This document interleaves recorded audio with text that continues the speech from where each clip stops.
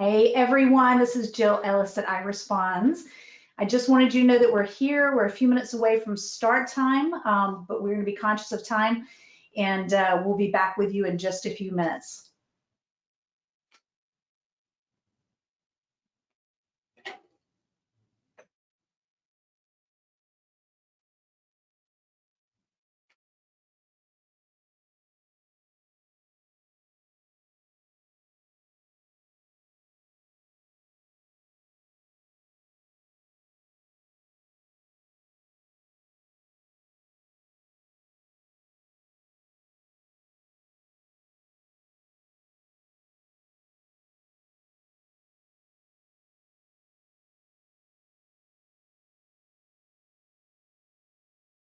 Hello everyone, again, this is Jill Ellis at iResponds. Just wanted to let you know that we're here. We're about a minute away from start time, and I know there are people still registering. This is a highly attended event, so we want to give them as many seconds as we can to get on here, but we also want to stay on track. So bear with us just a few more seconds and we'll get started.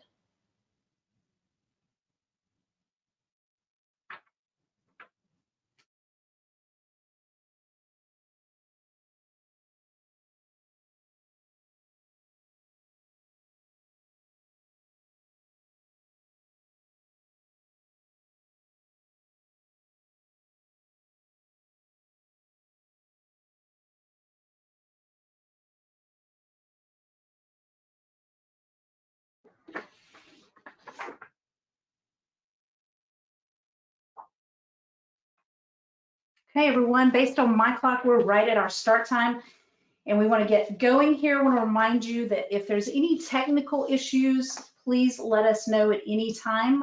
If anything kind of hiccups or whatever, we'd be happy to hear from you if we'll put that in the comments section, and let us know, if you have questions, comments, whatever.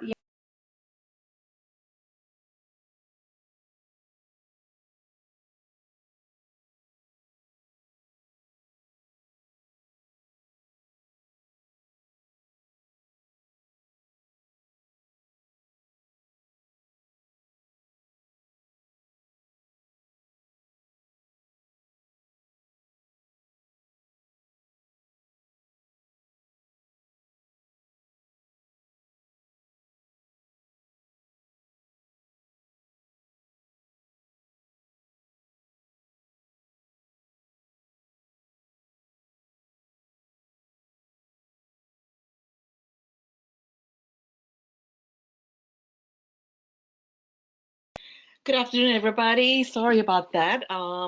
Jill was actually greeting us for the webinar today, but it seems that we have some kind of a...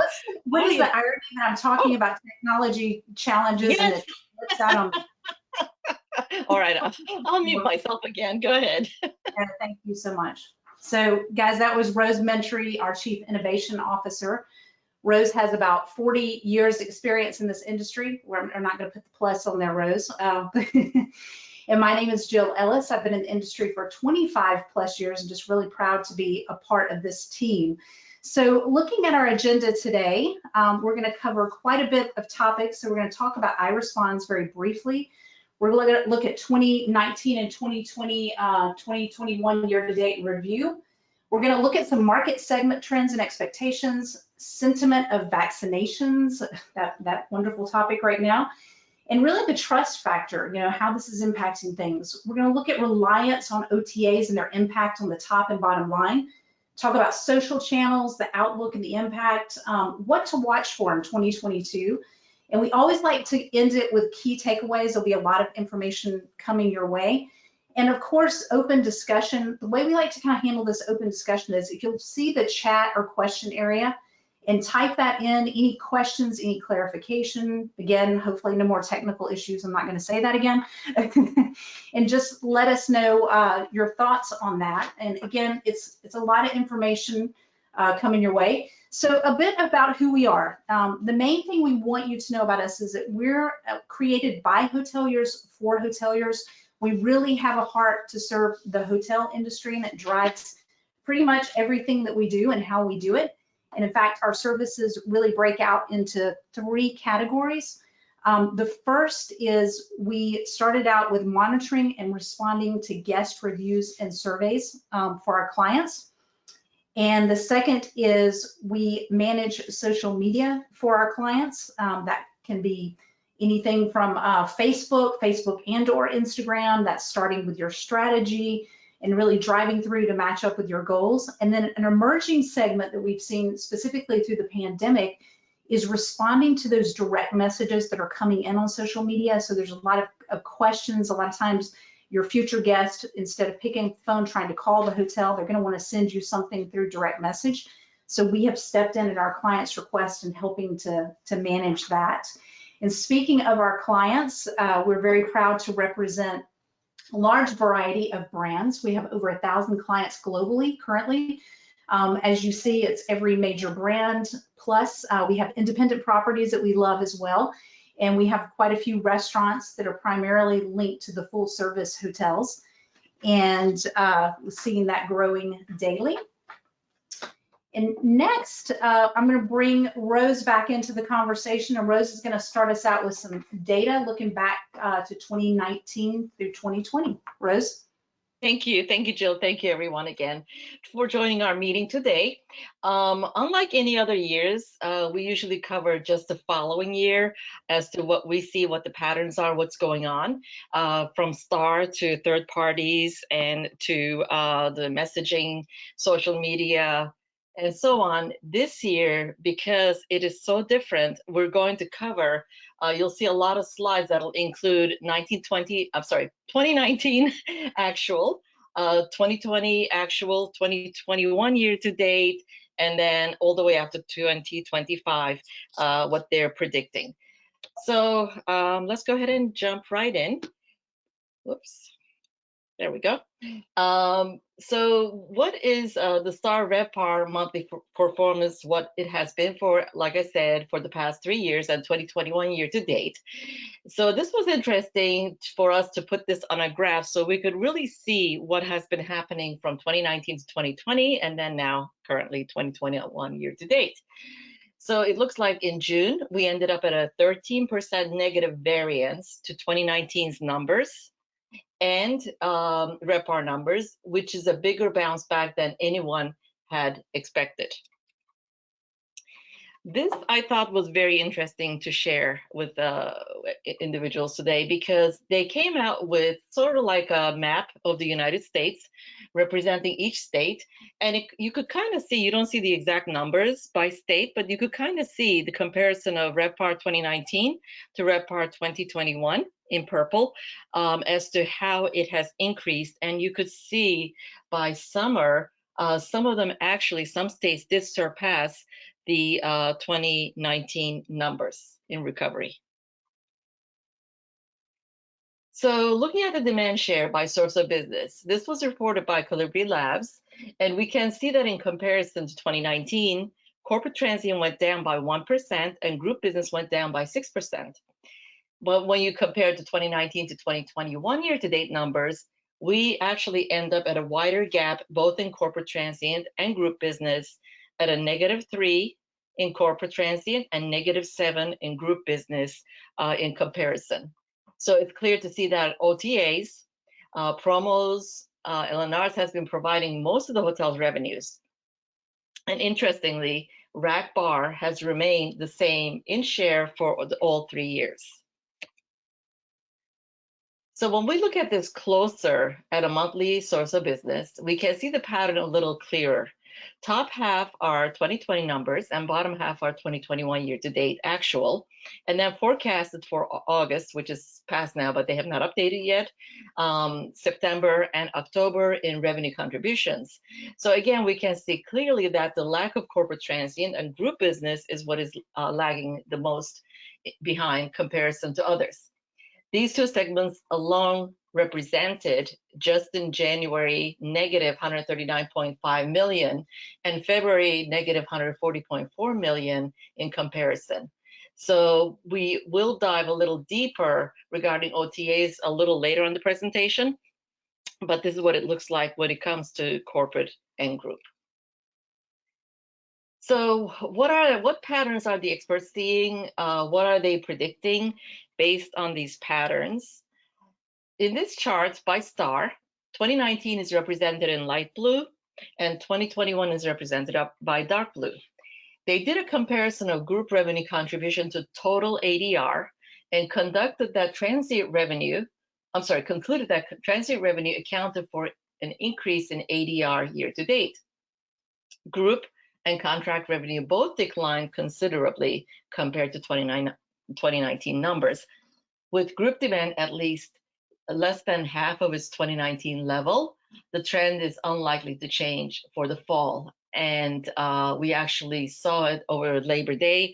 A lot of hotels were hoping that it was going to be better than where it ended up for them. So short-term summer rates are likely to remain high, but as the seasons change and leisure travelers head home, both demand and ADR recovery may stall. While headline kind of changed, actually. We actually wrote this presentation just about 3 weeks ago, and things have already changed. How the figures are showing this downturn as well in many locations. So prior to the pandemic, groups contribution about $50 to rates over the summer months, and then it would jump another $20 for September through November in rates. So for example, groups currently contributed less than $30 to luxury and upscale hotels and ADR, which actually came at $235 for the week ending July 15th. But that's still a staggering $24 increase over 2019, not much of a jump. So STAR's predictions are that the fall is going to be a challenge for our industry for the rest of this year. This actually slide we did not share just 2 weeks ago because this just actually came out just recently. And this was a survey that Morning Consult completed on behalf of American Hotel and Lodging Association. They included adults which typically travel for business in the fall at least once between now and the end of the year, or twice and so on, attending meetings. So they asked 2,200 people that they surveyed, and they asked about work-related travel. 67% are likely to take fewer trips, while 68% are likely to take shorter trips. 52% say they are likely to cancel existing travel plans with no plans to reschedule. Again, this is corporate business travelers and group travelers. 60% are likely to postpone existing travel plans until a later date, and 66% are likely to only travel to places they can drive to, so they don't want to get on a plane to get there. So when asked about attending large gatherings, meetings, and events, 71% are likely to attend fewer in-person events or gatherings. 67% are likely to have shorter meetings and events. 59% are likely to postpone existing meetings for the fall or events until a later date, and they didn't really get into how long of a wait that later date would be in this survey. And 49% say they are likely to cancel existing meetings or events with no plans to reschedule. So again, we see the downfall that's in, from the corporate leisure traveler to corporate group traveler. So that means we need to rely more and more on transient. So due to this reliance, we kind of forwarded this to see, okay, so what is the booking lead time? Because you really need this when you're doing your revenue management, when you're setting your rates up for next 90 days, 60 days, 30 days, and now you could see it's literally within 0 to 7 days. So when you look at this graph, this was done by Amadeus. 58% of the hotel's transient bookings come in 0 to 7 days prior to their arrival. And then collectively, only 42% of transient reservations are on the books 80 to 90 days prior to their arrival. So it's really, really short, and this is probably not going to change for a while because they're looking probably to see, COVID situations and restrictions that are coming and going. Still, we're in that phase, unfortunately. So keep this trend in mind when you're looking at your transient business in rest of 2021 and 2022. When you feel you have so many holes to fill, you might be actually picking up a lot of transient last minute bookings. So looking into 2022, we couldn't leave out the number one being talked about, the vaccination that Jill mentioned, and how it is perceived by the consumer as this affects our recovery efforts all around. And again, on the Amadeus survey, 688 hoteliers in April this year and were asked questions, and one of them were, which best describes your belief about employees getting vaccinated? 2/3 of the general managers and ownerships actually agreed that it should be up to each individual to make that decision. Now, when they were asked another questions, a question about this, about the guests, do you believe that we should require the proof of vaccinations or those passports that we have now? And 45% stated that they definitely will not, and majority at 48% stated that they do not know, because they don't know if the brands are going to mandate this or what's going to happen. This will be interesting to see, again, if the hotel community led by AH&LA would be the one to make that type of a decision or announcement, or if they're going to leave it up to each ownership groups to make that decision moving forward. But it'll be interesting to see what happens, because that will also affect our transient business as well.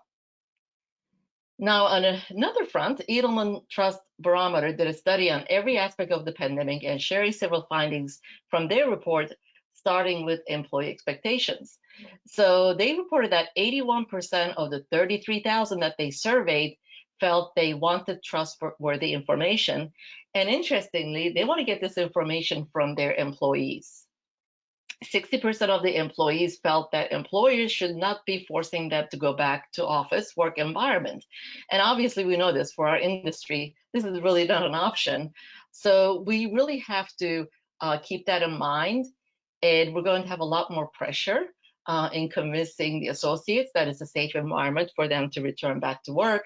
And if they feel safe, they're obviously going to transpose that message to the guests checking in at arrival time.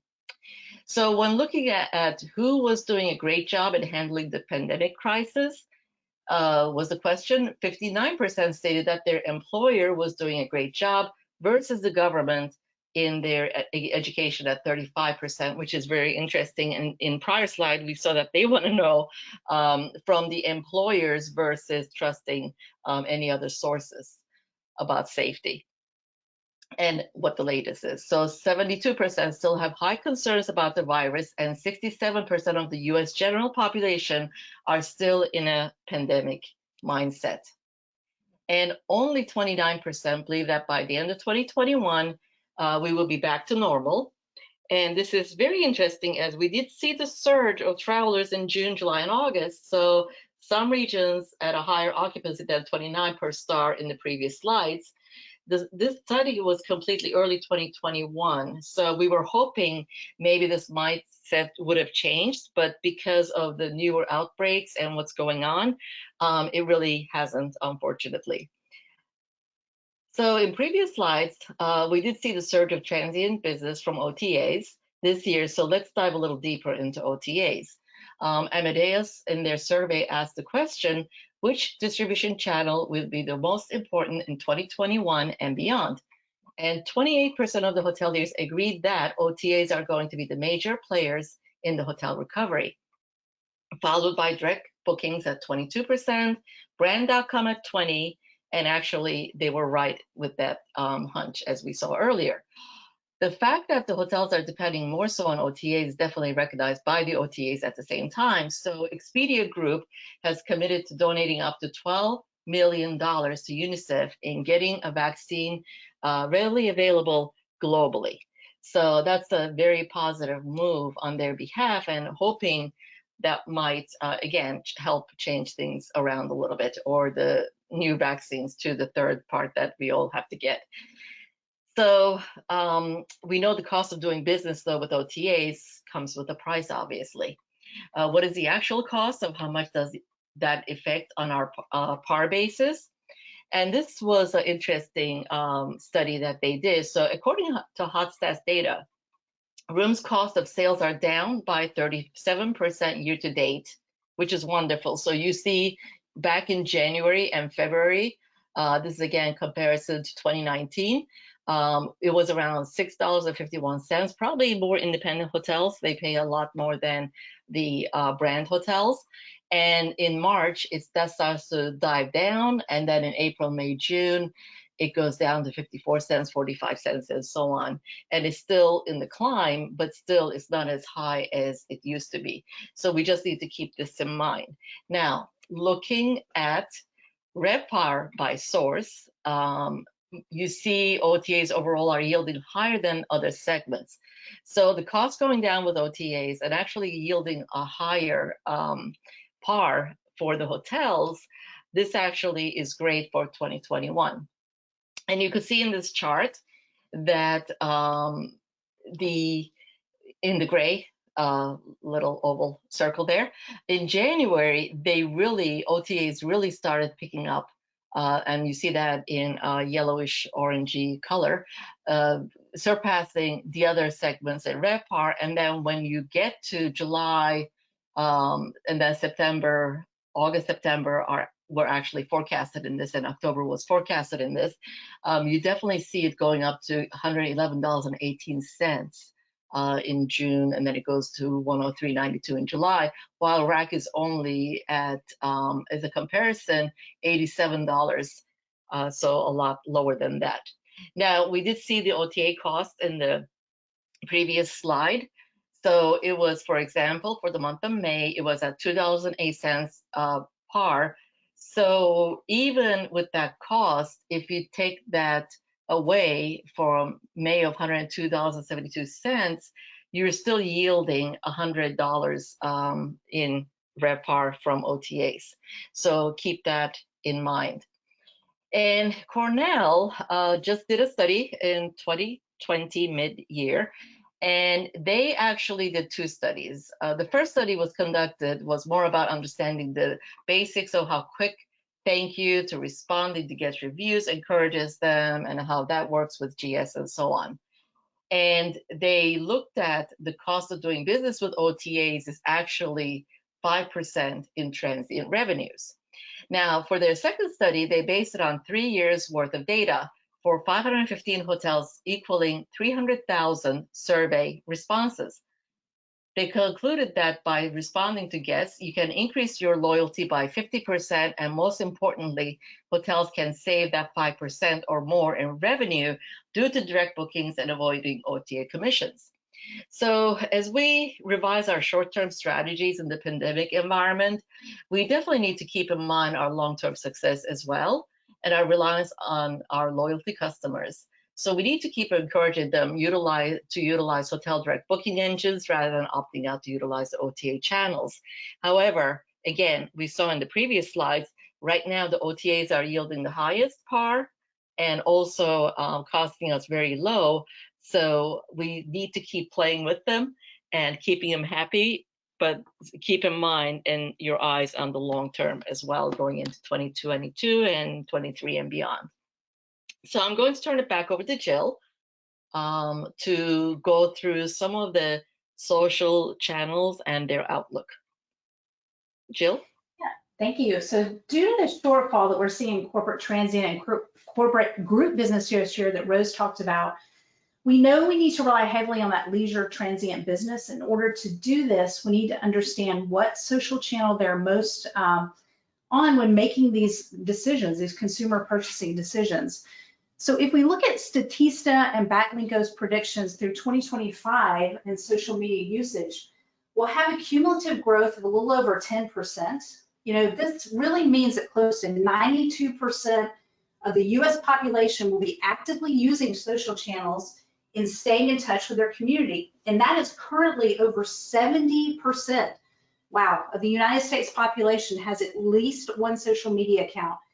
And the average social usage time is 30 minutes to 2 hours per person per day. If you even think about your own personal usage, you can kind of see where that fits into that time frame. And 92% of the social media is done through mobile devices. So again, we can kind of think about our own, but that's playing out in a bigger scale. So next, we're going to look at a study based on eMarketer reporting, and this is really looking at Gen Z and millennials. And they agreed, both of these groups agreed, that social channels play an important informational role for overall shopping decisions. So for OTA bookings, it's really the millennials and Gen Xers are their top users when making travel arrangements. So in general, about 57% of the population are going to be more likely to book with OTA channels than they did before the pandemic. So that's a notable change. And you know, we've already seen this come true in the various slides that Rose has shared with us. The social media usage landscape is definitely changing. However, Facebook, the core Facebook brand, is still the strongest of them all, and it's followed very, not really closely, but kind of closely compared to the others by Instagram. And LinkedIn is kind of a surprising one here. It has grown and it's taken the third place where Twitter's position had been in the past. And of course, TikTok is the channel to watch. You know, they have grown by 18% year over year. And per the forecast, by the end of 2021, they'll be in second position, even taking over Instagram and the most used social channel. So the majority of TikTok users are driven by Gen Zers. So just keep that in mind as you're kind of thinking about that channel and exploring that a bit. So looking at social postings versus engagement rates, and this was reported by Rival IQ. So if we look at the hotel and resorts segment, it still remains as one of the highest yielding industries than others. So Instagram is yielding about a little over 1% engagement rate per post, followed by 0.14% engagement rate for Facebook core brands. So in addition, Instagram postings are also lower. The frequency is lower per week. So the ROI is actually a little bit higher on this. So as a comparison, the median across all industries is at a 0.98%. So again, kind of noteworthy that the hotel and resort industry is trending ahead of that. So let's take a look at the current type of social engagement the hotel and resort community prefers.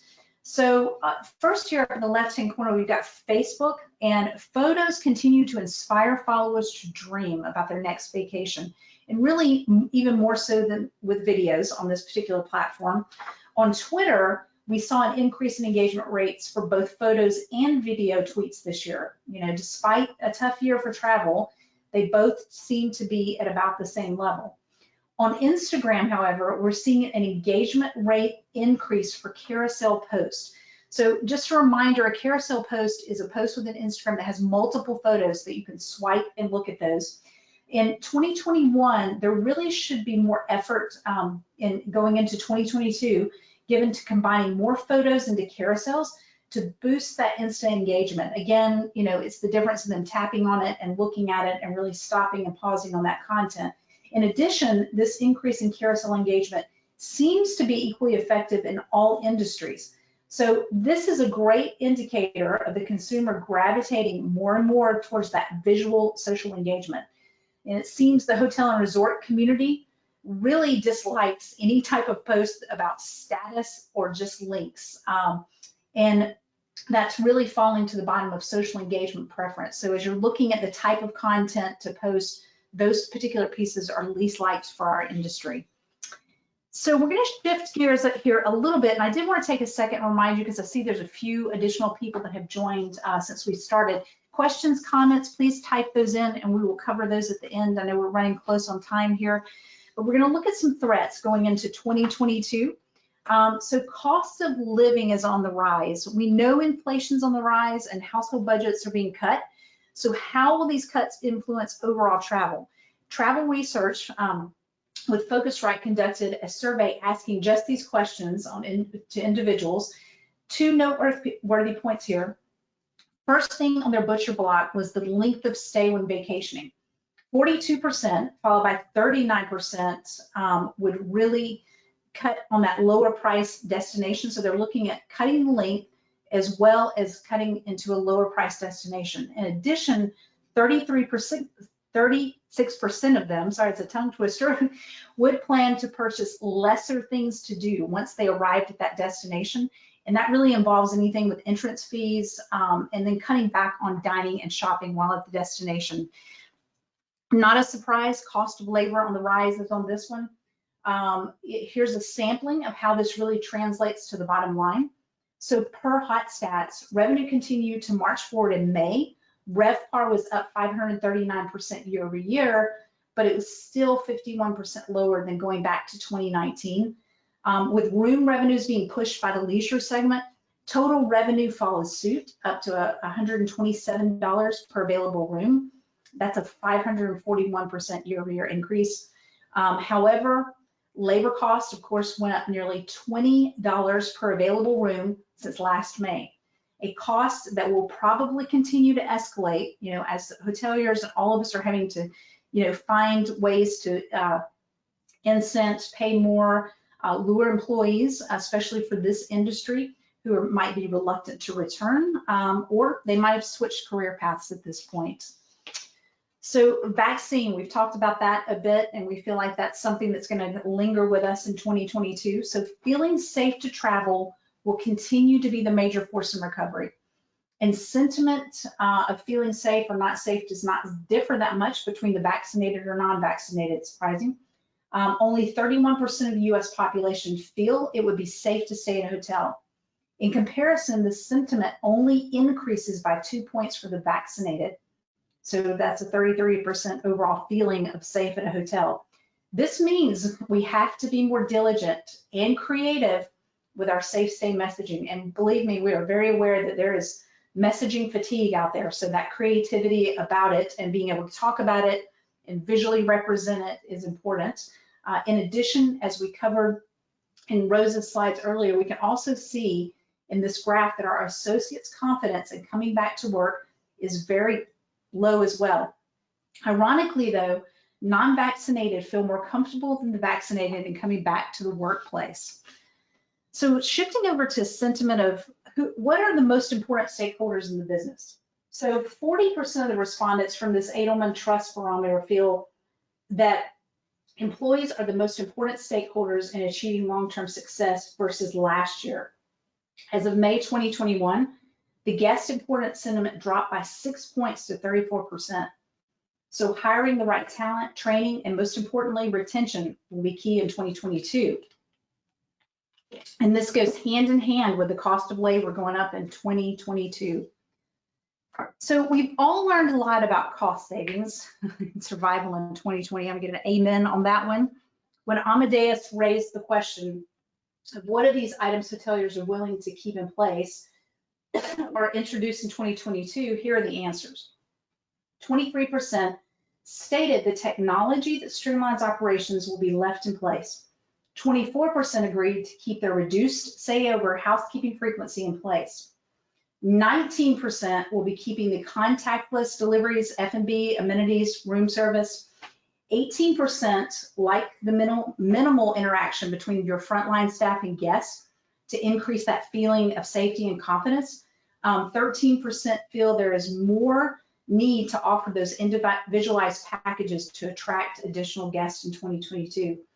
But as we all know, one of the challenging factors with this is specifically for our loyalty members, and that their continual acceptance of this new adapted service levels in comparison to the levels they were used to pre-pandemic. So our general managers will continue to be challenged in balancing this guest satisfaction. So interestingly, J.D. Powers just reported September 8th, again, this is kind of new information, guest satisfaction declined among hotels operated by some of the largest third-party management companies year over year. So again, not surprising given some of the other data that we're looking at here. So this benchmark consists of 6 factors. You've got arrival, departure, cost and fees, food and beverage, guest room, hotel facilities, and services and amenities. They reported that the guest satisfaction remains stable for amenities such as Wi-Fi, pools, fitness. Those are all concrete things. Perceptions of value for money also are unchanged compared with the pre-pandemic benchmarks. However, the individuals are not satisfied with food and beverage and guest service. So general managers, you're going to continue to be challenged in balancing the guest satisfaction while maintaining the cutbacks of these services in 2022. So again, just calling attention to that. And no surprise, staying in that same vein, it seems the patience level of the consumer has changed as well. eMarketer has concluded in their study that it revealed consumers' expectations around experience have changed rapidly from 2019 to 2021. So while many of our hotels and resorts are making progress with their stay safe efforts and finding the talent to keep up with this, there are more and more properties that are struggling to consistently deliver the best possible guest experience. So here's, again, some statistics around behavioral changes, just kind of noteworthy to plug in as we're thinking about how to win in 2022. 43% of the consumers in North America have stopped doing business with a company because the business did a poor job, versus this number would have been 25% in 2019. So that's an increase, a change in behavior by 18% in 2 years. That's pretty sharp. 71% of the internet users worldwide who have had a bad experience said they decided to never do business with that company again. 94% of US adult consumers said they were very likely to purchase more from a company providing great customer service. So just a bottom line quote coming out of this study is there are two things working against brands today. We've got competitive sprawl and we've got erosion of loyalty. So customers know that when one experience falls short, a new and better option is typically around the corner. And good customers are expensive to replace. Again, we agree with that sentiment and can understand. In addition, consumers are more likely to post and share negative reviews versus positive reviews. And that really plays out in the numbers here. Again, 28% of the consumers are likely to leave a review after a positive experience versus 34% are likely to leave a review after a negative experience. One other factor that we want to point out here and kind of keep in mind is 52% of the respondents said they would share a bad customer experience with peers after a negative experience. So that's word of mouth. There's an 18% disparity between the ones that do post their negative experience versus the ones that do not. So just be aware of that, because we feel like that fact alone can skew your true scorecard when looking at negative versus positive ratio and really drawing those conclusions about what corrective actions need to be taken. It feels like what we're hearing here is the negative is stronger impact than what's appearing in the online reviews. So I'm going to bring Rose back into the conversation. We're going to dig into some STAR predictions, and then we're going to wrap it up towards the end here. Okay, thank you, Jill. So let's take a look at the forecast percentage change in supply, demand, occupancy, ADR, and REVPAR. One thing to note on this chart is that you will notice there are two rows of supply that they actually started doing it this way since the pandemic started mid last year, and they're carrying through this to 2021 forecast and 22 forecast and so on. So the first one that you see reflects growth percentage, keeping in mind the hotel closures that have happened in 2020 and have not come back online since then. And then the second one with the total room inventory asterisk in there reflects total room inventory methodology, which assumes no temporary hotel closures. So overall, what they're forecasting is a positive REVPAR growth in 2022 of 19.7% over 21 levels. However, here's the comparison to, again, going back to 2019, which is actually a dip of negative 50.1% in REVPAR growth in 2020 in comparison to 2019 REVPAR. So yes, we're growing, but we're still behind 2019 levels. Next, here are actual projections by STAR with side-by-side comparison between 2020 actual, 2021 year-end with their forecast and 2022 forecast. Probably the most important line that they put in here is, again, showing the growth in 2019 and how that compares to the present and future. So with the use of their 2019 REVPAR growth comparison, you can actually do a little bit of a creative forecasting based on your 2019 actual numbers to what they're forecasting here on this graph. And here's a breakdown of the 2019 comparison of occupancy, ADR, REVPAR performance in 2020, 2021 year-end forecast, and 2022 forecast. Seems the 2021 growth in occupancy and ADR will be more balanced, which is surprising than what is expected for 2022. Their predictions are that occupancy growth will be greater than the ADR growth in 2022. So again, keep that in mind as well when you're looking at your pricing and when you're comparing it to your 2019 or 2018 levels as to what it should be. And it seems like we are going to give up ADR a little bit just to get the occupancy up there. STR also shared that the demand will not be back to 2019 levels until the end of 2023.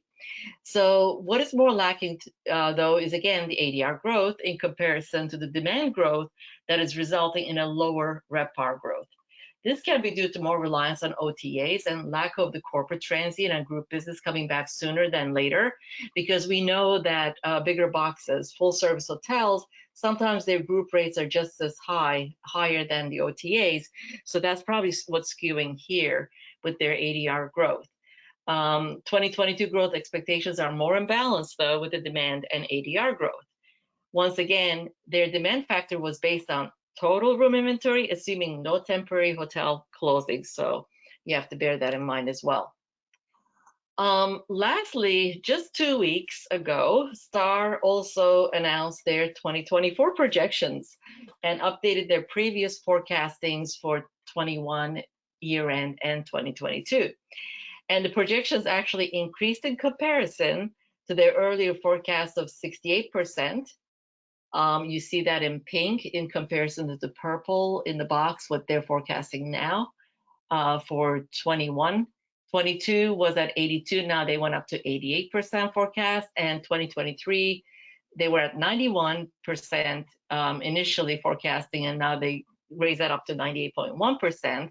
And for 2024, 104 is their projections for if you want to look that far out into the future.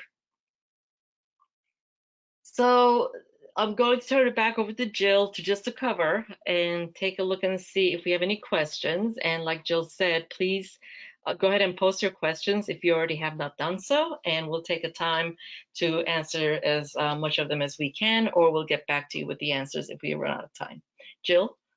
Great, thanks, Rose. A lot of information coming at you guys, and Rose, I want to thank you. I forgot to do that in advance for really the time you put into this research. You do this every year and love sharing this. And this is just one piece of a view and some insights. And we know that you're doing your homework as well, but we hope that you found that valuable. So kind of summarizing our key takeaways. So first of all, hotel performance has been on the rise since January 2021, mainly due to this increase in transient and OTA demand compared to the others. We're still going to be relying on an increased OTA transient business. Should consider overall cost and the bottom line impact, and this is really balancing hotel direct bookings from loyalty members.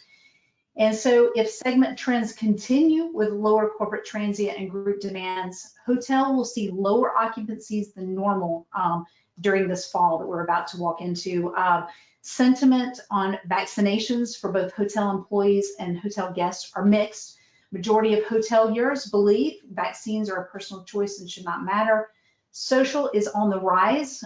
We're looking at a 92% of US population expected to be on at least a social media channel by 2025. Gen Z, millennials represent the largest age groups.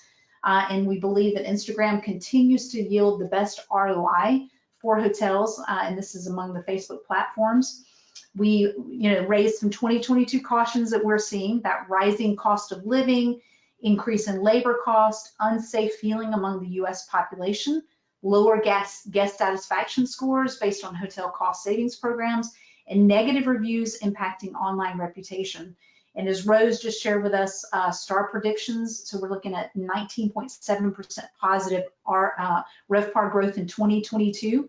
We're looking at occupancy growth will be greater than ADR growth in 2022, and this is really due to slower return of corporate transient and group business.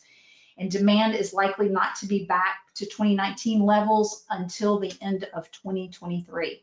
So again, just kind of summarizing that, and I'm going to open it up and check on some questions here. So the first one was, is the information available to attendees after the webinar? The answer is yes. If you'd like a copy of the presentation, we are always happy to share that, and we will have a recording available after we finish the entire series, which we have one more session coming up on the 15th, which you are, sorry, today is the 15th, people. Tuesday, September 28th. Coming up. So thanks for putting that up there, Rose. And of course, our contact information, should any questions, come up after this. Thank you. We've got a couple of great presentations. Rose, anything you want to add in our closing here? We are right on time. No, thank you again. And please do like Jill said, we'll repeat the same one. This time 3 p.m. so it might be easier for the West Coast attendees to join. So please invite them to join us, and it'll be the same presentation we just did, unless there are more updates coming out of STAR or any other avenues. Like this one is different than the one that we just did 2 weeks ago. So thank you again, and have a wonderful rest of the week.